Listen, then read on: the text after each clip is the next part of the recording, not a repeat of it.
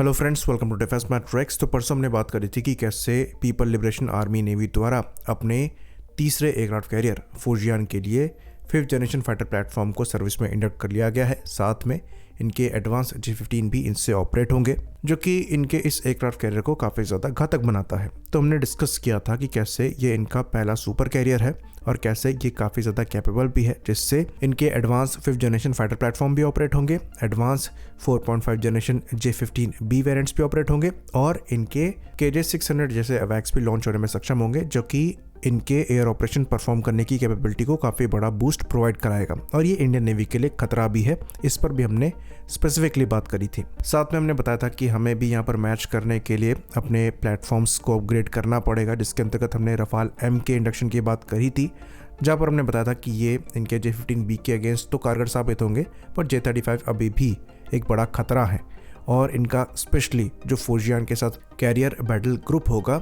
ये हमारे लिए बड़ा खतरा साबित हो सकता है। तो हमने डिस्कस किया हुआ है कि हमें क्या करना चाहिए इनको काउंटर करने के लिए, जिसके अंतर्गत हमने मैन अनमैन टीमिंग सिस्टम की बात करी थी। साथ ही साथ हमने ये भी बताया था कि नेवी मोस्ट लाइकली TDBF के बजाय 5th जनरेशन प्लेटफॉर्म की तरफ आगे बढ़ सकती है, जिसके इंडिकेशन हमें मिल रहे हैं। तो ये तो बात हो गई उन सेक्टर्स की जहाँ पर हमें काम करने की रिक्वायरमेंट है। आज के इस वीडियो में हम बात करेंगे उन जगहों की जहां पर हमने काम किया है और कर रहे हैं चाइना के इस थ्रेट को काउंटर करने के लिए। तो इनके एयरक्राफ्ट कैरियर के अगेंस्ट में हम 3 तरीके से अटैक कर सकते हैं और तीनों पर हमारे द्वारा काम किया जा रहा है। पहला जो है ये डायरेक्टली स्पेस से है, जिसके अंतर्गत बैलिस्टिक मिसाइल्स इनके अगेंस्ट में लॉन्च करी जा सकती हैं। दूसरा जो है ये सरफेस पर है, जिसके अंतर्गत हम पानी की सतह के जस्ट ऊपर से इन पर अटैक लॉन्च कर सकते हैं। और तीसरा जो है ये पानी के अंदर से है। और यहाँ पर हम फ्यूचरिस्टिक हाइपरसोनिक मिसाइल्स की बात नहीं करने वाले हैं, यहाँ पर हम बात करेंगे उन सिस्टम्स की जो कि आज हमारे पास है। तो पहले शुरुआत करते हैं स्पेस से। स्पेस से लॉन्च करने का मतलब यहाँ पर सिंपल सा है कि हम बैलिस्टिक मिसाइल्स इनके एयरक्राफ्ट कैरियर पर मार सकते हैं, जिसके लिए हमने स्पेशली अग्नि प्राइम को डेवलप किया है, जो कि मार्व वॉरहेड के साथ आती है। तो ये 1500 से 3000 किलोग्राम का वॉरहेड हो सकता है। मार्व यानी कि मनोरेबल री एंट्री व्हीकल, यानी कि ये स्पेस से री एंट्री करने के बाद मनोवर कर सकता है और काफ़ी एक्यूरेसी के साथ मूविंग टारगेट्स को भी हिट करने में सक्षम है। तो यहाँ पर एक्यूरेसी 10 मीटर CP के आसपास की आती है और क्योंकि वॉरहेड मनोवरेबल है, इसलिए इसे टारगेट कर पाना भी बहुत मुश्किल है। तो यहाँ पर आपको जो रेंज मिलेगी ये 1000 से 2000 किलोमीटर्स की मिलेगी, यानी कि हम इंडिया से ही इनको लॉन्च करेंगे आते हुए एयरक्राफ्ट कैरियर पर, जो कि अगर 2000 किलोमीटर के डिस्टेंस के अप्रॉक्स भी है तो भी ये उन्हें हिट करने में सक्षम होंगे। तो चाइना के पास भी सिमिलर कैपेबिलिटी के बैलिस्टिक मिसाइल हैं, जैसे कि DF-21D, जो कि उन्होंने अमेरिकन एयरक्राफ्ट कैरियर्स के अगेंस्ट में डेवलप की थी। बाकी अग्नि प्राइम पर ही और काम किया जा रहा है और एक BM-04 बैलिस्टिक मिसाइल को भी बनाया जा रहा है, जिसके ऊपर एक हाइपरसोनिक ग्लाइड व्हीकल को लगाया गया है। बेसिकली ये भी आने वाला है, जो कि एक मार्व वॉरहेड से ज़्यादा कैपेबल होगा और इनको इंटरसेप्ट कर पाना और भी ज़्यादा मुश्किल होगा और ये किसी भी एयरक्राफ्ट कैरियर के लिए ज़्यादा बड़ा खतरा होगा। लेकिन फिलहाल हम खाली अग्नि प्राइम की बात कर रहे हैं, क्योंकि फिलहाल इन्हीं का सक्सेसफुल टेस्ट हुआ है। तो ये हमारी पहली मिसाइल है। दूसरी मिसाइल जो कि सरफेस लेवल से टारगेट करेगी, ये ब्रह्मोस है। अब ब्रह्मोस चाहे शिप से लॉन्च करिए, चाहे आप एयरक्राफ्ट से लॉन्च करिए, मोस्ट लाइकली एयरक्राफ्ट से लॉन्च करने में जो रिएक्शन टाइम है एनिमी को कम मिलेगा। तो अगर आप Su-30 MKI से ब्रह्मोस को लॉन्च करते हैं, जिनके फ्यूचरिस्टिक वर्जन आपको 500 से 800 किलोमीटर की मैक्सिमम रेंज देंगे, ये मिसाइल काफ़ी बड़ा खतरा बन सकती हैं ऐसे बड़े एयरक्राफ्ट कैरियर्स के लिए, क्योंकि ये बहुत लो एल्टीट्यूड पर सी स्किमिंग कर सकती हैं, जिसकी वजह से ये जल्दी विजिबल नहीं होती हैं, अर्थ के कर्वेचर में छुप जाती हैं और जब ये विजिबल होती भी है तो रिएक्शन टाइम बहुत कम मिलता है। तो अगर 500 से 800 किलोमीटर की मैक्सिमम रेंज आपके पास है तो आप एक स्टैंड ऑफ रेंज से इनको लॉन्च कर सकते हैं एयरक्राफ्ट कैरियर्स पर, जिसके बाद ये पानी की सतह से मात्र 3 मीटर यानी कि 3 मीटर्स की ऊंचाई पर रहते हुए टारगेट को अप्रोच कर सकती है सुपरसोनिक स्पीड पर।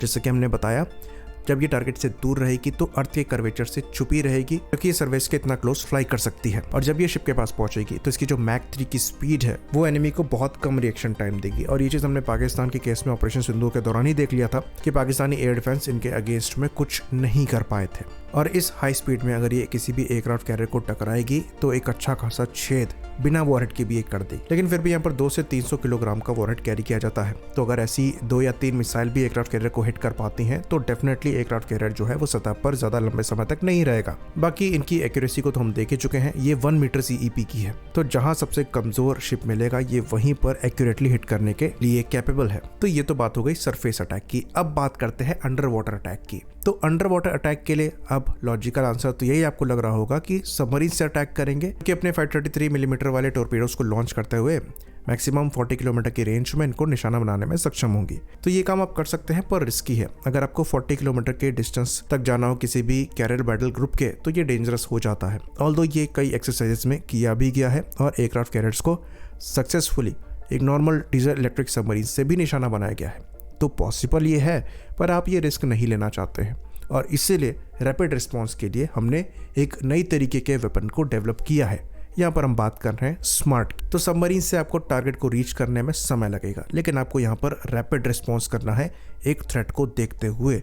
तो वहाँ पर स्मार्ट जो है आपको कैपेबिलिटी प्रोवाइड कराता है कि आप क्विकली रिस्पॉन्ड करते हुए पानी के नीचे से ऐसे खतरों को न्यूट्रलाइज करें। तो स्मार्ट का फुल फॉर्म है supersonic missile assisted release of torpedo, जो कि सेल्फ एक्सप्लेनेटरी है। बेसिकली यहाँ पर एक सुपरसोनिक मिसाइल में टोरपीडो को लगाया गया है। तो ये 2 स्टेज की मिसाइल आपको 600 किलोमीटर के ऊपर की रेंज देती है, प्रिसाइजली 643 किलोमीटर कहा जाता है। तो प्रॉपर स्टैंड ऑफ रेंज से आप इन मिसाइल्स को लॉन्च कर सकते हैं टारगेट की तरफ। उसके बाद टारगेट के पास जाने के बाद ये टोरपीडो को लॉन्च करेगी, जो कि तुरंत पानी के नीचे जाएंगे और ये एडवांस लाइट वेट टोरपीडो खुद में 25 किलोमीटर तक की मैक्सिमम रेंज रखते हैं। तो बेसिकली इस तरीके से हो गया जैसे कि आप किसी भी मैरीटाइम पेट्रोल एयरक्राफ्ट से टोरपीडोज को लॉन्च करते हैं, उसी तरीके से टोरपीडोज इन मिसाइल से लॉन्च होंगे। लेकिन यहाँ पर क्योंकि मिसाइल सुपरसोनिक स्पीड में होगी तो रिस्पॉन्स टाइम काफ़ी तेज होगा। तो एरियल टारगेट्स को इंगेज कर पाना थोड़ा आसान होता है। सरफेस टारगेट्स को आप इंगेज करने पर फिर भी सोच सकते हैं, लेकिन टोरपीडोज को इंगेज करना काफ़ी ज़्यादा मुश्किल होता है।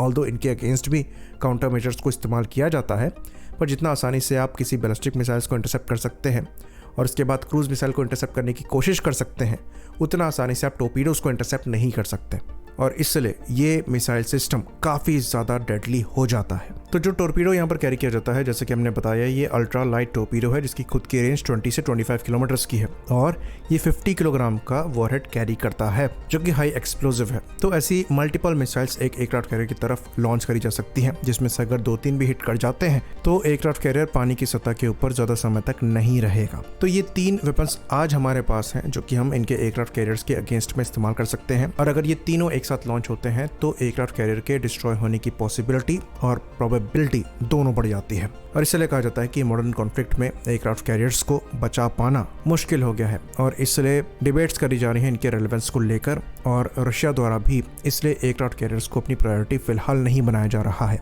इंडियन नेवी के प्लान्स एग्जिस्ट करते थे न्यूक्लियर एयरक्राफ्ट कैरियर्स को लेकर, बड़े सुपर कैरियर क्लास के एयरक्राफ्ट कैरियर्स को लेकर, लेकिन आज वो मामला भी ठंडा पड़ा हुआ है क्योंकि यहाँ पर डिबेट अभी भी चल रही है। और फ्यूचर में जैसे कि हम जानते हैं वेपन्स और भी ज़्यादा घातक होते चले जा रहे हैं। हाइपरसोनिक वेपन सिस्टम्स आने वाले हैं जो कि हाईली एक्यूरेट होंगे और इनको इंटरसेप्ट कर पाना और भी ज़्यादा मुश्किल होगा।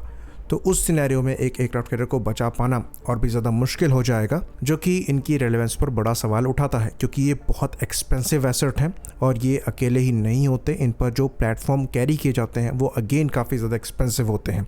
तो एक एयरक्राफ्ट कैरियर का लॉस पूरी नेवी के मोराल को ख़त्म कर सकता है। आई होप इन्फॉर्मेशन यहाँ पर क्लियर रही हो। इसी बात पर इस वीडियो को हम ख़त्म करेंगे। लाइक करिए, सब्सक्राइब करिए। जय हिंद।